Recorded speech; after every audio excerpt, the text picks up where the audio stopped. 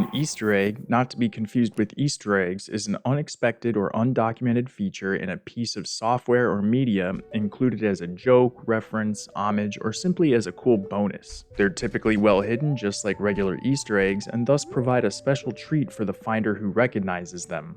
Hello fellow Zelda enthusiasts, welcome back to the channel. This video is full of fun little surprises all over the place. Many Zelda Easter eggs make reference to other games throughout the series or have been overly reported on, like how Link hums an assortment of different songs from past titles while cooking, for example. But for this video, I've curated a list of some of the more obscure and impressive Easter eggs, several of which take us outside the world of Zelda. So without further ado, let's go. Whenever you help give a ride to the band members in Maestro, taking them up the hill to the Great Fairy Fountains to play music to unlock them, you'll get a subtle reference to Super Mario.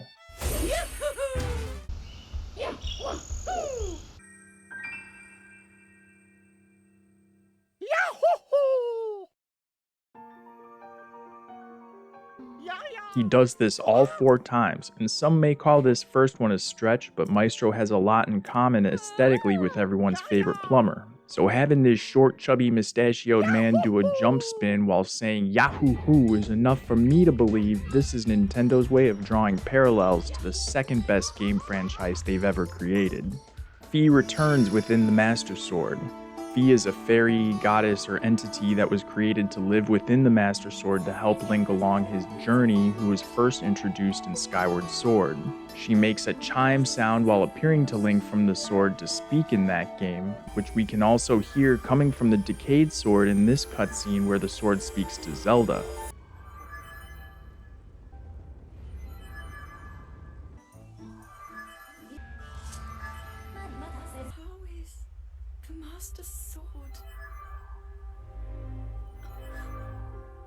But not only that, we also get to see the sword speaking directly to Link once again and glowing a similar shade of blue to Fi's complexion while he passes the sword back in time to Zelda after you complete the Great Sky Island.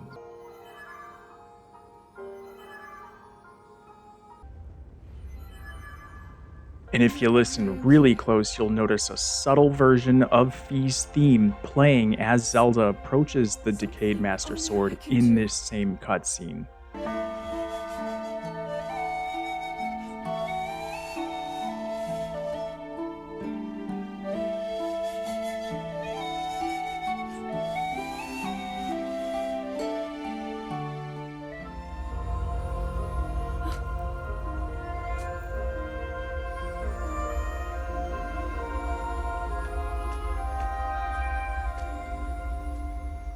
Breath of the Wild players immediately notice when meeting Purah in Lookout Landing that she's no longer a little kid due to an anti-aging experiment gone wrong in the first game. But there's little to no explanation for how she got off this Benjamin Button path unless you make your way to her old room in Hateno. Going to Purah's room at the top of the Hateno Ancient Tech Lab and reading the 3rd volume of her diary will give readers a glimpse of what happened with her in between Breath of the Wild and Tears of the Kingdom. Basically, she continued experimenting, made modifications to the anti-aging device, and cautiously re-exposed herself to its rays. And the only reason she did this was because she was frustrated by others treating her like a child. So although there's not as much content connecting this game to its predecessor as many fans would have hoped, there are little bips and boops like this if you go looking for them. While working with Purah to investigate the weird stuff going on at the castle, she directs us to go speak with a soldier named Haas. When you find him and speak with him, we get a cutscene zooming in on Puppet Zelda as she floats up into the sky.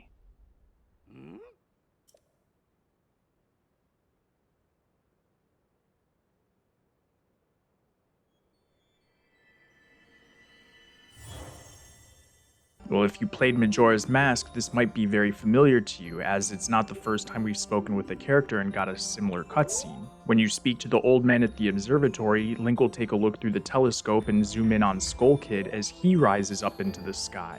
Now, Skull Kid taunts you a little bit before rising up faster than Puppet Zelda does, but the zoom in with a cut to get in closer faster is exactly the same. This game being a sequel on the Switch and that game being a sequel on the Nintendo 64 make this a very cool reference.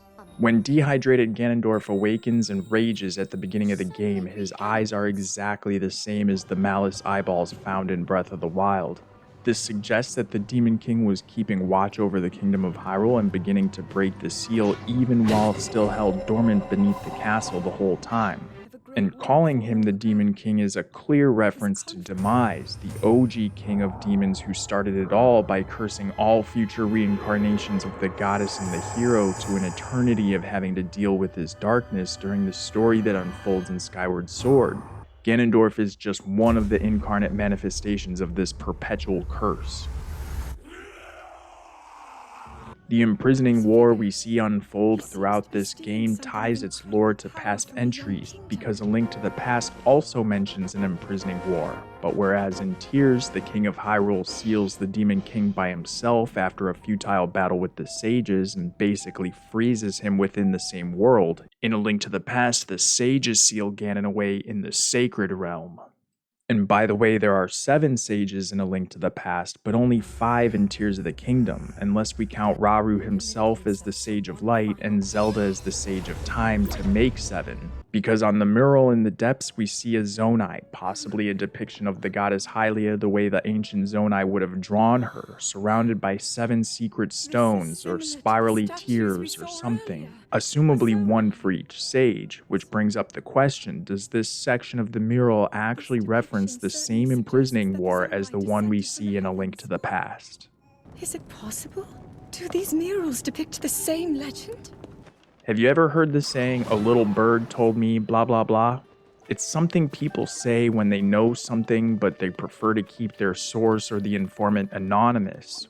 Well, we see this comical phrase being taken seriously while helping come up with some of the biggest scoops as an assistant reporter for the Lucky Clover Gazette. Many times while meeting up with Penn at the stables across Hyrule, we'll see him surrounded by little birds while jotting notes in his notebook.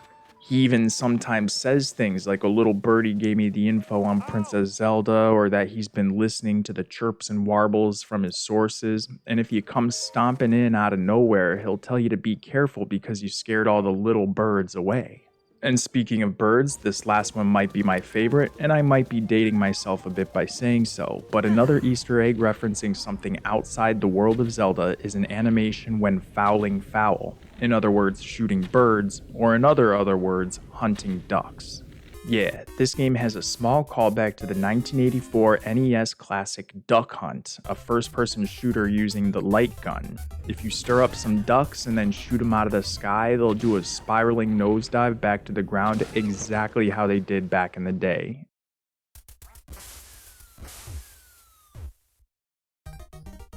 And fun fact, since this game has birds other than ducks, any bird you shoot out of the sky like this will have that same animation.